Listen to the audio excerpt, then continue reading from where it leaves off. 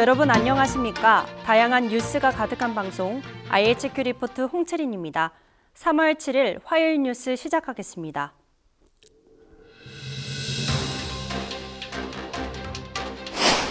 이재명 더불어민주당 대표 거취를 두고 당내 갈등이 고조되고 있습니다. 비명계는 대표 사퇴를 촉구하는 반면 지지자들은 하루 수천 명씩 신규 당원으로 가입하며 결집에 나섰습니다. 검찰이 조현범 한국타이어앤테크놀로지 회장을 200억 원대 횡령 배임 혐의 등으로 6일 구속영장을 청구했습니다. 조 회장은 회사 돈으로 수억 원대 슈퍼카를 구입한 것으로 나타났습니다. 서울 강남의 한 유명 성형외과 진료실에서 촬영된 인터넷 프로토콜 카메라 영상이 유출돼 경찰이 수사에 나섰습니다. 현재까지 파악된 피해자는 30여 명으로 유명 연예인도 포함됐습니다. 지난해 달러 기준 우리나라 1인당 국민 총소득이 2년 만에 감소했습니다. 저성장과 원화 약세가 겹치면서 3만 2천 달러대로 낮아졌습니다. 실질 국내 총생산 성장률은 2.6%를 기록했습니다. 한국은행과 인도네시아 중앙은행이 원 루피아 통화스와프 계약을 3년 연장하기로 했습니다. 양국 중앙은행은 각각 10조 7천억 원, 115조 루피아 규모의 상호 자금 지원이 가능합니다.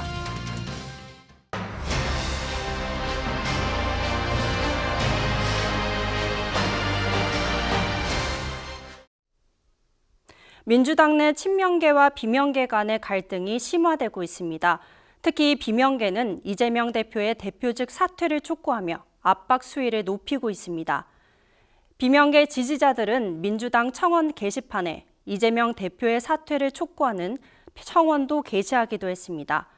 대표적 비명계인 이상민 의원은 라디오에서 이 대표가 뒤로 물러서는 것이 당과 이 대표를 위해 바람직하다며 민주당 검은 먹구름의 1차적인 원인은 이 대표의 사법적 의혹이라고 밝혔습니다. 반면 이 대표 지지자들은 하루 수천 명씩 신규 당원으로 가입하며 결집에 나섰습니다. 지난 3일 1만 4,373명이던 신규 입당자가 주말을 거치며 5일까지 2만 4,369명에 이르렀습니다. 하루 평균 3,000명 이상 증가한 것입니다. 당 지도부는 내홍을 수습하기 위해 의원들과 스킨십을 늘려갈 계획입니다. 박홍근 원내대표는 오는 9일 4선 의원들을 시작으로 선수별로 당 의원들을 만나 다양한 의견을 수렴하기로 했습니다.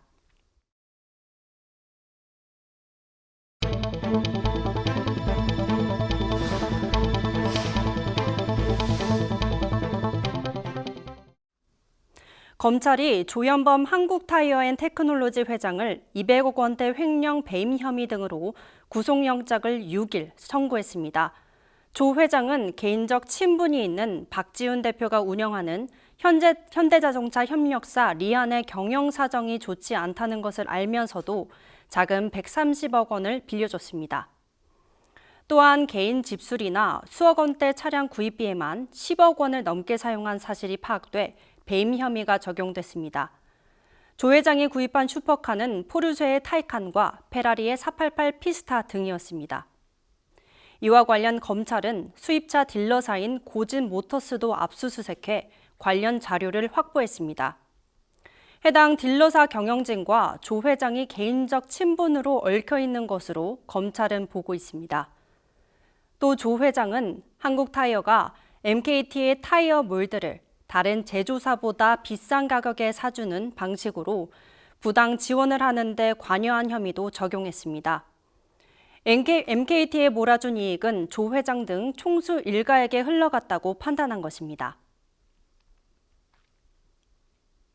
서울 강남의 한 성형외과 진료실에서 촬영된 인터넷 프로토콜 카메라 영상이 유출돼 경찰이 수사에 나섰습니다.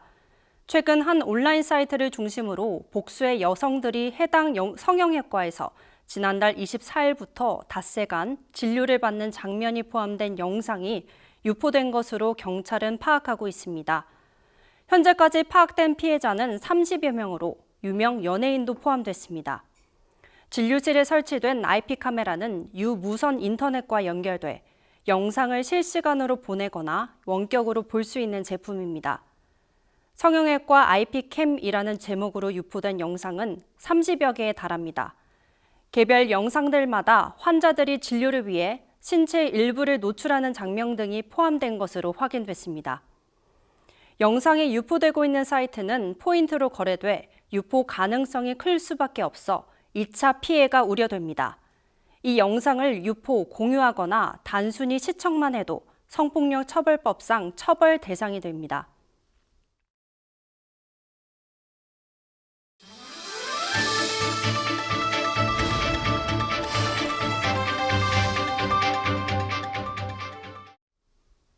지난해 달러화 기준 우리나라 1인당 국민 총소득이 2년 만에 감소했습니다. 저성장과 원화 약세가 겹치면서 32,000달러대로 전년보다 7.7% 감소했습니다. 1인당 국민 총소득은 한 해 동안 국민이 국내외에서 벌어들인 총소득을 인구로 나눈 것으로 평균적인 생활 수준을 파악하는 지표입니다.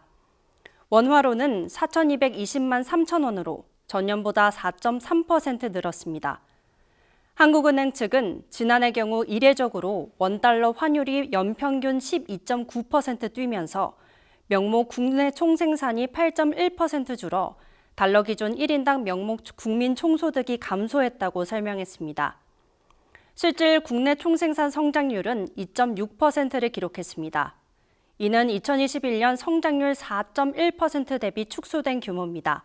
4분기 성장률도 마이너스 0.4%로 속보치와 같았습니다.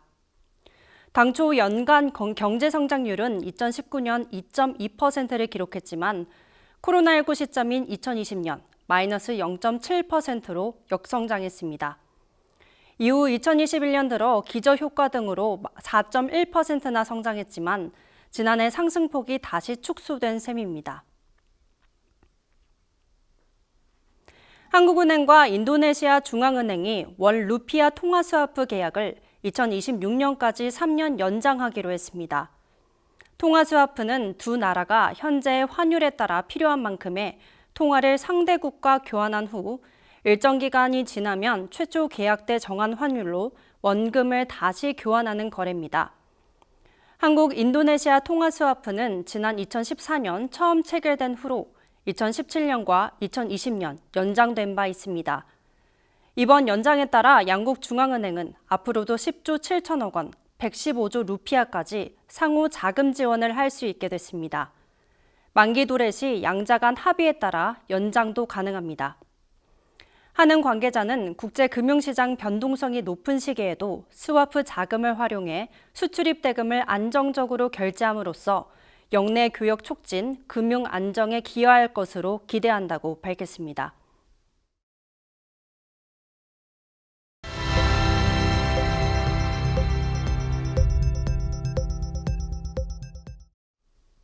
경기도 교육청이 4월로 예정됐던 전국 연합 학력평가를 5월로 미루기로 했습니다. 지난해 치러진 학력평가 성적자료 유출 여파로 기존에 사용하던 온라인 시스템을 활용한 성적 처리가 불가능해졌기 때문입니다.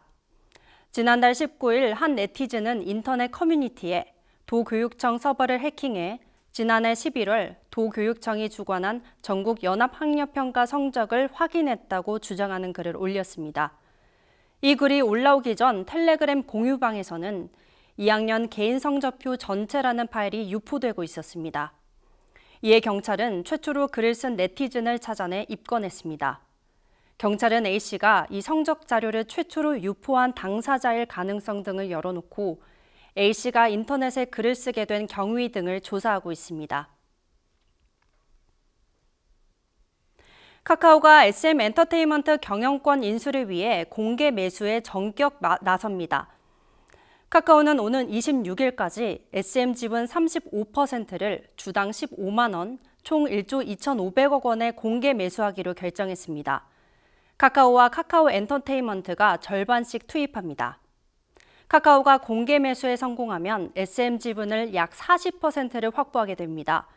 지분 19.43%를 확보한 하이브를 제치고 SM엔터 최대 주주에 오르게 되는 것입니다. 다만 하이브가 더 높은 가격에 재차 공개 매수에 나설 가능성도 있습니다. 제주의 두 번째 공항을 짓는 사업에 환경부가 조건부 동의를 결정했습니다. 지난 2015년 국토부가 건설 계획을 발표한 지 8년 만입니다. 다만 제주도민들 간 찬성과 반대 의견이 극명하게 갈리고 있어 건설까지 넘어야 할 산이 많은데요. 우선 조류 충돌 위험 관리 계획, 항공기 소음 영향과 대책을 포함해 법정 보호종의 보호와 숨골 영향 등도 종합적으로 고려해 대안을 마련해야 합니다. 쪼개진 여론 사이에서 오영훈 제주도지사는 긴급 기자회견을 열고 환경부의 결정 여부를 왜 제2공항의 주체인 제주와 도민을 배제했는지 묻지 않을 수 없다며 도지사로서 매우 깊은 유감이라고 밝혔습니다. 내일은 대체로 날씨가 맑을 예정입니다. 기온도 전국이 영상권입니다. 서울과 대구가 7도, 대전과 광주는 8도, 강릉은 12도로 예상됩니다. 봄하면 가장 떠오르는 것이 벚꽃이죠. 올해 벚꽃 개화 시기는 일주일 정도 빨라진다고 하는데 벌써 마음이 들뜨는 것 같네요. 오늘 준비된 뉴스는 여기까지입니다. 이상으로 IHQ 리포트 마치겠습니다. 시청해주신 여러분 고맙습니다.